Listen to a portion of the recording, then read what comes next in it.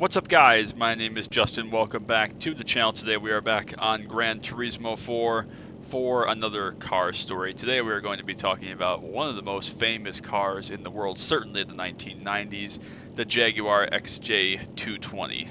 I just said Jaguar. I don't know why I did that. Probably because that's how like Martin Brundle says it. I usually say Jaguar. At least I didn't say Jaguar. That's not correct. But anyways, the Jaguar XJ220, early 90s supercar, and when released, when announced, was one of the most incredible cars in the world. So let's fire it up. Let's have a nice start, and then we'll talk about it.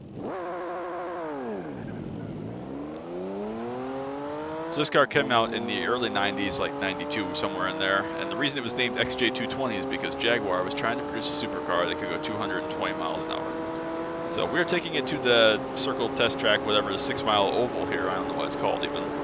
We're going to see if we can do 220 miles an hour. I think not, but I don't recall this car even being able to get that fast, so whatever. But we're going to find out together. So the problem with this car was they had a great idea for it. They were going to use like a V12. It was going to be awesome. It was going to be race car derived, and that fell apart. I don't remember if they got funding that couldn't be approved or what the case was, but it never happened. This car is a V6, and it's very, very fast, but it never reached 220. It was over 200, so I think we'll get beyond 200 miles an hour without too much issue, but it never hit 220 officially that I can tell.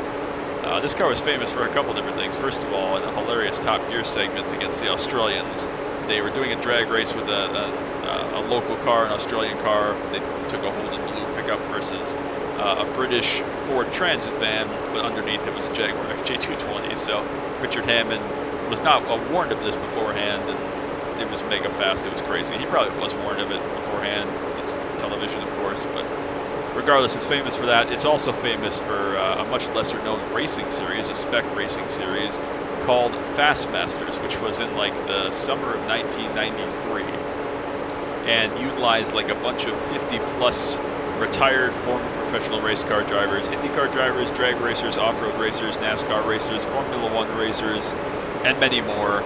And the point was they wanted to showcase kind of some of these older drivers and have a nice racing series on ESPN, and it partnered with like the Thursday Night Thunder or whatever on ESPN. Again, it was before my time, so I don't know exactly, but very famous for that. But I believe that who was it? It was don't tell me, Bobby Unser won that overall. It was a series of things. It was hilarious because Jaguar wanted to get out of like the World Sports Car Championship or whatever they ran at the time, but they were required to provide one more year of factory support to like Tom Walkinshaw Racing. And so what they decided to do was provide a fleet of XJ220s prepared by Tom Walkinshaw Racing to this racing series, Fastmasters. And the problem with that was all these old dudes wrecked a lot. And so this car that was like nearly $1 million, even in the early 90s, they totaled like 6 of them. It was absurd. But just a very interesting car, a very special car. Obviously, it's remembered more as kind of a beautiful car than it was a superstar performer. It was never like the fastest car in the world or anything.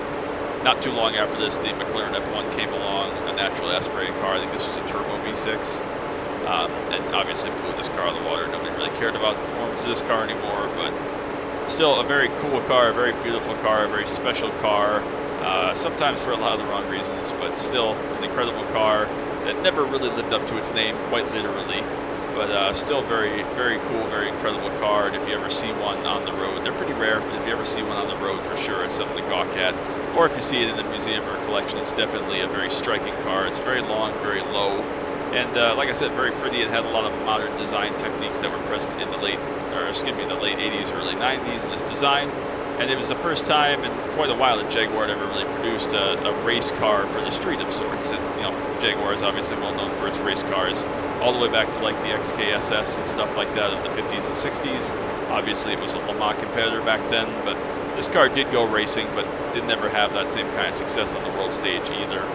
But we're not going to quite be able to get to 200 here. We're at 198. I'm giving everything it's got. Just does not quite have it in it to hit 200, so we'll go one more straightaway and try it, and then we'll call it a day.